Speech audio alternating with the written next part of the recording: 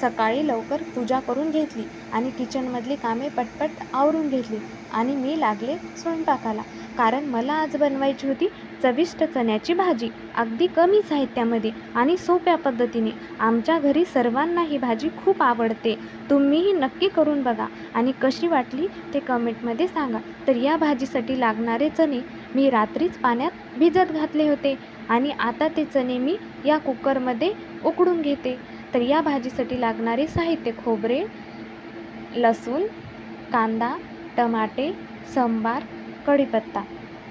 आता की नाही आपण हे सर्व साहित्य बारीक करून घेऊया. कांदा बारीक करून घ्यायचा, नंतर टमाटे आणि जे खोबरे आपण बारीक केलेले आहे ना, ते खोबरे मी आता चांगले भाजून घेते. आता आपले खोबरे लालसर होत आले आणि त्याची आपण मिक्सरमध्ये बारीक पेस्ट करून घेऊया. नंतर जे आपण टमाटे, कांदा, लसूण बारीक केलेलं आहे त्याची पण पेस्ट करून घेऊया. आणि नंतर गॅसवर मी कढई ठेवली आणि कढईमध्ये 2 चमचे तेल टाकलं. तेल चांगलं तापलं की थोड्याशा तिक्या टाकल्या. तिक्या चांगल्या तडतडल्या की त्यामध्ये थोडेसे जिरे टाकायचे. जिरे पण चांगले झाले की त्यामध्ये कढीपत्ता टाकायचा. कढीपत्ता पण चांगला तडतडला की त्यामध्ये जी आपण कांदा, लसूण पेस्ट बनवली होती ती पेस्ट पण टाकून घ्यायची. आता ती पेस्ट आपण मस्तपैकी भाजून घेऊया.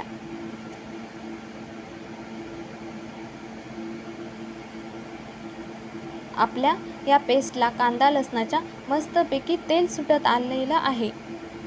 ही कमीत कमी 5 ते 10 मिनिट चांगली भाजून घ्यायची आणि नंतर यामध्ये आपण जी टमाट्याची बारीक पेस्ट बनवली ती पण टाकून घ्यायची. ही पेस्ट पण तशीच कांदा लसणासारखीच कमीत कमी 5 मिनिट भाजून घ्यायची. हिला पण चांगलं तेल सुटू द्यायचं. हिच्यातला जे कच्चेपणा असतो, जे पाणी असते ते पूर्ण शोषून घेऊ द्यायचं.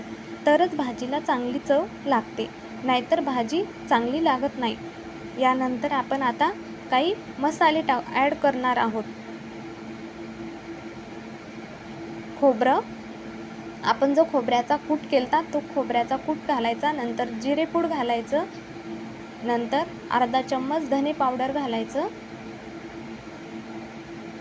नंतर थोडीशी हळद टाकायची. नंतर थोडीशी लाल तिखट टाकायची.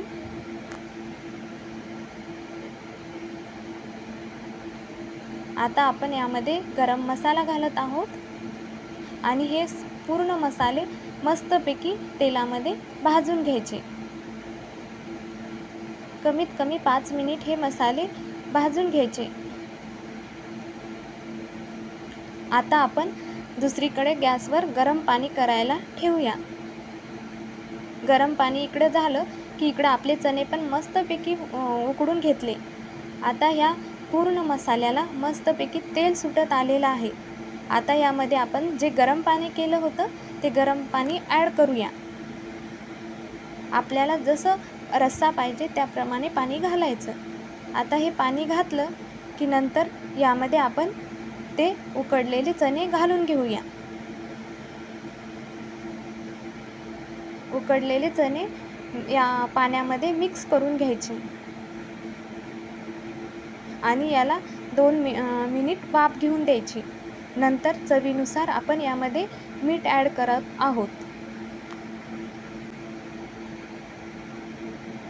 मीठ ॲड केल्यानंतर यावर थोडीशी कोथिंबीर घालून घ्यायची.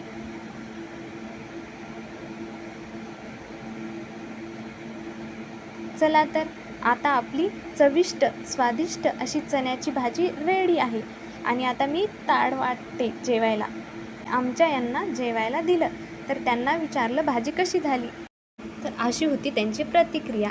तर व्हिडिओ आवडला असेल तर व्हिडिओला लाईक करा, शेअर करा आणि माझ्या चॅनलला सबस्क्राईब करा.